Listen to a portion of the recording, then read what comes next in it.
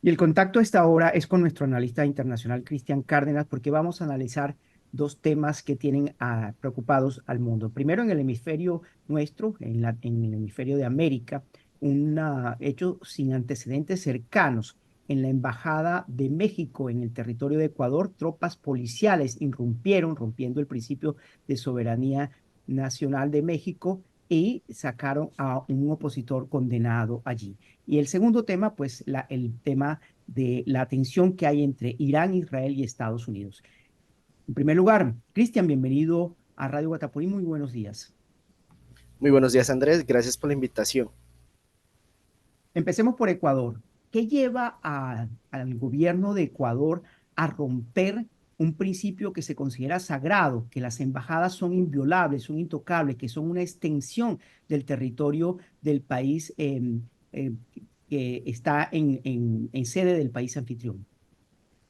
Pues sin lugar a dudas, Andrés, el ataque, esta toma de la Embajada de México en Ecuador marca un precedente bastante inusual en la política internacional. Tomarse una embajada no es en lo absoluto algo de grado menor, es tomarse parte de un país. Las embajadas funcionan de esta manera. El territorio que ocupa una embajada pasa a ser territorio soberano del país que representa.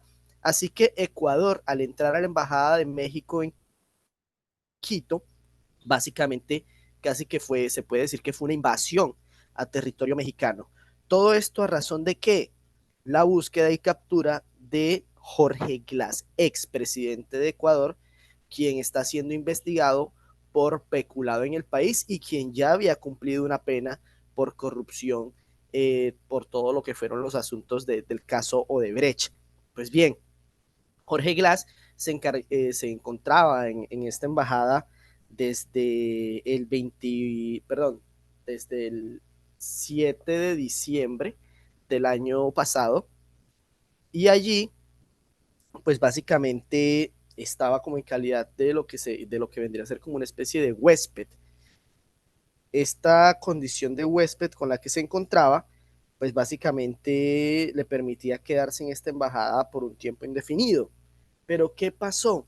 Y es que el miércoles de la semana pasada, el presidente de México, Andrés Manuel López Obrador, tomó una decisión bastante, pues hizo una serie de declaraciones, la verdad, algo polémicas, ya que el miércoles sugirió que la victoria de Daniel Noboa durante, pues, en estas elecciones se debió en gran parte al asesinato de Fernando Villavicencio, casi que sugiriendo que el correísmo era el partido que debía ganar, pero este asesinato fue el que le dio la victoria. Algo que no le falta razón, pero que solamente muestra como una cara de la moneda, no es realmente una opinión sensata o que es propia de un líder de la nación, que tenga un análisis profundo detrás. Esto generó una condena enérgica por parte del gobierno ecuatoriano, quien pidió que se retirara inmediatamente a la embajadora de México en Ecuador, la señora Raquel Según. A esto entonces le viene el asunto de que el día viernes el gobierno de México, después de haberlo evaluado, sí considera propicio darle el asilo político al señor Jorge Glass. Ante esto, el gobierno ecuatoriano considera que la salida de Jorge Glass del país es inminente, sin tomar en cuenta pues, ningún tipo de normativa internacional, ya que el derecho internacional contempla que ante la figura de asilo político de alguien que se encuentra en una embajada, el gobierno del país huésped tiene que permitir que exista esta figura política, y si esta persona la desea sacar el país, la embajada, el gobierno del país huésped debe asegurar que esta salida se dé de una forma segura. No hay que pedirle permiso a nadie, no hay que pedir ningún tipo de intervención, ni de hacerlo de forma ilegal. No, el derecho internacional lo contempla de esta manera. Entonces, bajo estas condiciones, el gobierno ecuatoriano de Daniel Nova, pues considera que al ser un criminal, al ser alguien condenado por corrupción, por peculado, tras los hechos de la provincia de Manabí, tras el terremoto de Manabí el año 2016, de donde Jorge Glass percibió dineros por peculado, o sea, le echó mano a los fondos para el terremoto. Eso fue la excusa perfecta para entrar a la Embajada de México ante una salida inminente y de forma secreta de Jorge Glass del país, para entrar a la embajada, capturarlo y hacerse con él, lo cual ha despertado Sí. toda ¿cómo sería? La condena internacional.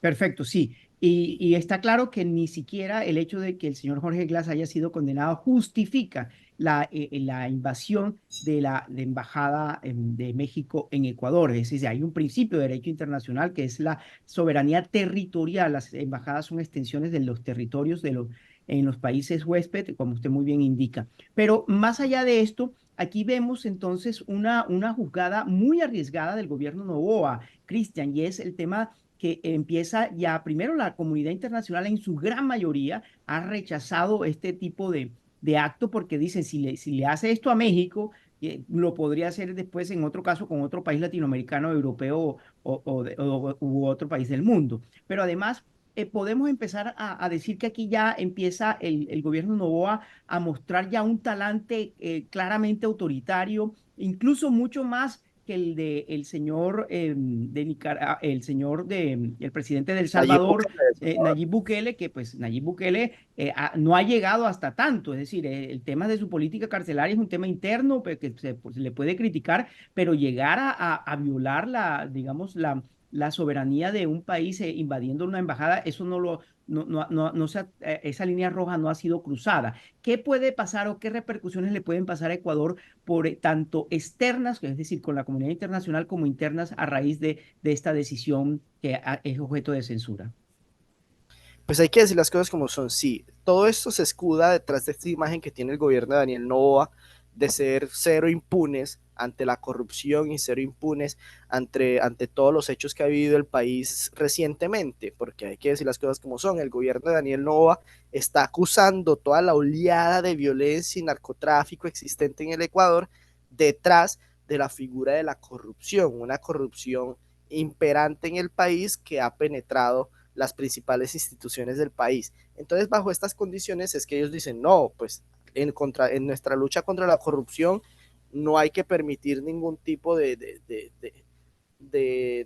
no hay que dejar ningún tipo de ventana abierta para que los corruptos se puedan librar de las penas de cárcel.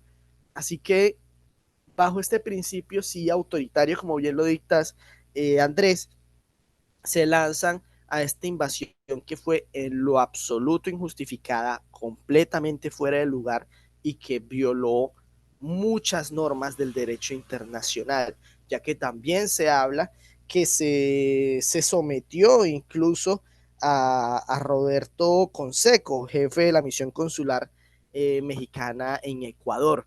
Entonces vemos también incluso que hubo ataques al personal de la Cancillería, ataques a ciudadanos mexicanos que se encontraban en territorio mexicano, entendiendo la embajada como territorio mexicano. Entonces, creo que eran incluso motivos para poder declarar hasta una guerra, pero obviamente la diplomacia prima eh, en estos aspectos. Entonces son cosas que hay que tener en cuenta. Externamente la condena internacional ha sido clara. Yo creo que ningún país latinoamericano ha mostrado apoyo a Ecuador en su medida. Todos, absolutamente todos los que han hecho declaraciones, pues han condenado a Ecuador desde izquierdas hasta derecha, siendo el más extremista Nicaragua, que directamente también rompió relaciones con Ecuador, pero también tuvimos condenas de Uruguay, que es un gobierno de derechas, tuvimos condena de Panamá, que también tiene gobiernos de derechas, tuvimos condena de Perú, por ejemplo. Tenemos estos aspectos que, por ejemplo, Perú tiene un precedente muy particular con México, y es que la familia del expresidente eh, Pedro Castillo, que actualmente está preso, le fue dado asilo político por parte del gobierno mexicano. Entonces, a pesar de este presidente, el gobierno peruano condena esta situación.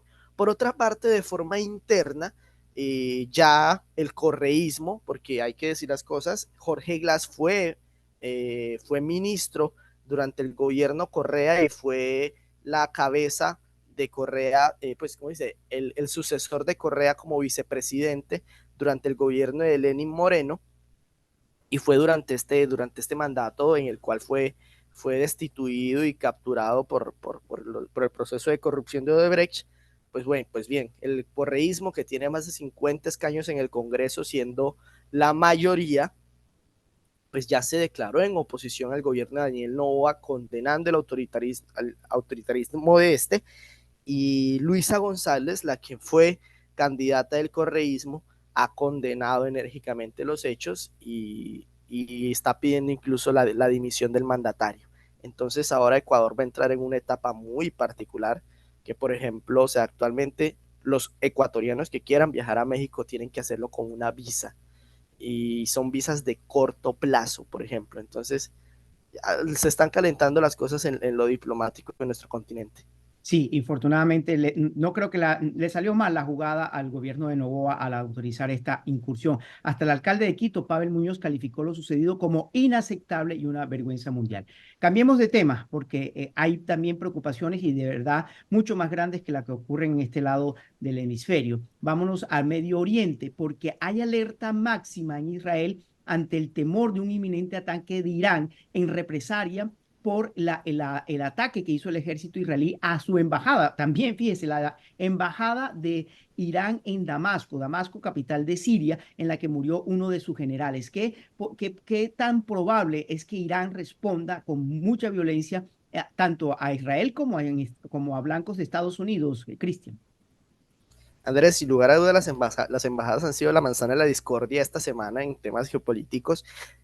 Pues sí, el pasado lunes las fuerzas de defensa israelíes atacaron el consulado de Irán en Damasco, en Siria. Atacaron un edificio anexo a la embajada principal, donde se encontraban dos generales de las fuerzas del cuerpo de la Guardia Revolucionaria Islámica, el brazo anexo del ejército iraní, pero que es el que tiene más miembros y mayor capacidad militar, siendo víctimas Mohamed Reza Zahedi, general de brigada del cuerpo de la Guardia Revolucionaria Islámica, y Mohamed Hadi Haji Rahimi, quien era la mano derecha de este general, quienes eran los encargados de todo lo que era la rama de las fuerzas Quds, el brazo paramilitar del ejército iraní en las regiones de Siria y Líbano. Con este ataque Israel, ¿qué buscaba? Básicamente darle, descabezar a la cabeza, pues descabezar al líder de todo lo que era el apoyo militar que le entraba a todos estos grupos islámicos radicales que se encuentran en Siria, y a los que se encuentran en el Líbano, siendo Hezbollah el principal de ellos, que están constantemente atacando a Israel desde las fronteras de Siria, las de Siria no tan recurrentemente, pero sí desde Líbano, donde Hezbollah está atacando constantemente la frontera y a las fuerzas israelíes que se encuentran allí. Ante este ataque, se puede decir que fue un ataque de equivalencia parecida al que realizó Estados Unidos durante el gobierno de Donald Trump contra el general Soleimani, este general que fue atacado en el aeropuerto de Bagdad, que generó esta gran reacción internacional y una serie de ataques contra bases estadounidenses, pero que sin embargo no tuvo esa gran repercusión, porque es que atacar a Estados Unidos, a sus bases en Irak y demás, con todas las capacidades militares que tiene Estados Unidos, pues no tuvo grandes resultados, y lo hicieron a través de grupos proxies. Sin embargo, estamos en un punto muy diferente de la historia, con una tensión mundial mucho más elevada, donde Irán, que tiene a Israel como su principal enemigo, ante este ataque siente que pues siente que ha sido atacada casi que en su propio territorio, y lo considera una ofensa que no puede dejar pasar, tal cual como lo decía el ayatolá, la máxima autoridad Ali Khamenei, quien prometió una respuesta sin precedentes. Esta respuesta sin precedentes, que ha sido una movilización total de todos los misiles y preparación de todos los misiles de largo y mediano alcance que tiene Irán, que parecen apuntar a Israel, poniendo a Estados Unidos en el Mar Rojo y en el Golfo Pérsico en máxima alerta ante esta situación. Sí, pero quisiera, en ese sentido es bueno recordar la historia porque Irán sí suele tener mucha retórica belicista en el caso desde que empezó el conflicto entre Israel y Hamas.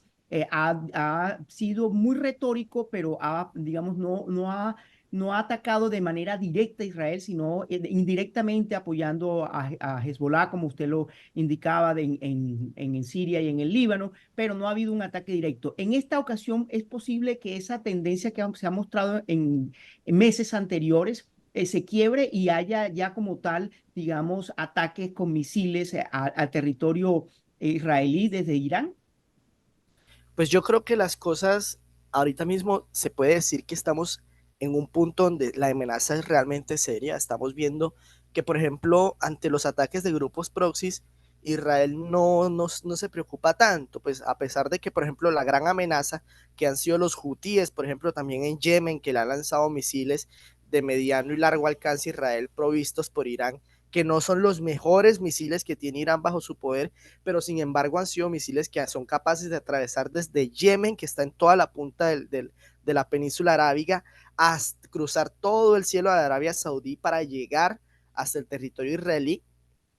Estamos hablando de que es armamento que sí tiene capacidades de ataque. Sin embargo, Israel está muy preparada, pero siempre se mantuvo como este ataque, esta premisa de que Israel, la mayor preocupación de Israel siempre ha sido Hamas, y mantiene alguna que otra fuerza preparadas en el norte, pero no se ha dado una movilización como pensando en Líbano, por ejemplo.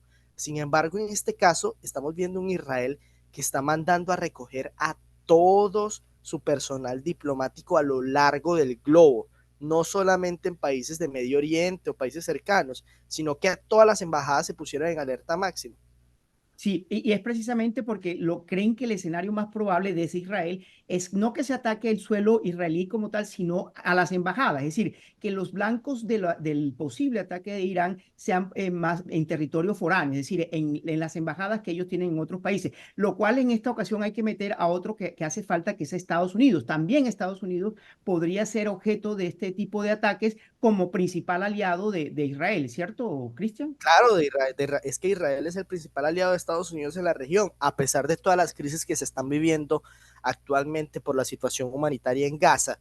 Pero por otra parte, también estamos viendo que Israel ha llamado a sus reservas y ha puesto a su ejército en máxima alerta. La Fuerza Aérea de Israel está preparada para en cualquier momento despegar y salir a atacar a territorio iraní o atacar a cualquier tipo de movimientos sospechosos que vean cercanos a la frontera o cercanos al alcance de la Fuerza Aérea Israelí para lanzarse entonces a una guerra total con Irán, que está actualmente es quizás su punto más cercano del primer enfrentamiento directo que vaya a tener Irán con alguna otra nación desde la guerra de Irak en el 86. Esperemos que eso no suceda. Cristian, estaremos haciéndole seguimiento a este conflicto que amenaza con salirse de las fronteras de Israel y Palestina. Muchísimas gracias a ti, Andrés, y espero que a la audiencia le haya sido clara toda la información. Él es Cristian Cárdenas, nuestro analista internacional. Muchas gracias por estar aquí.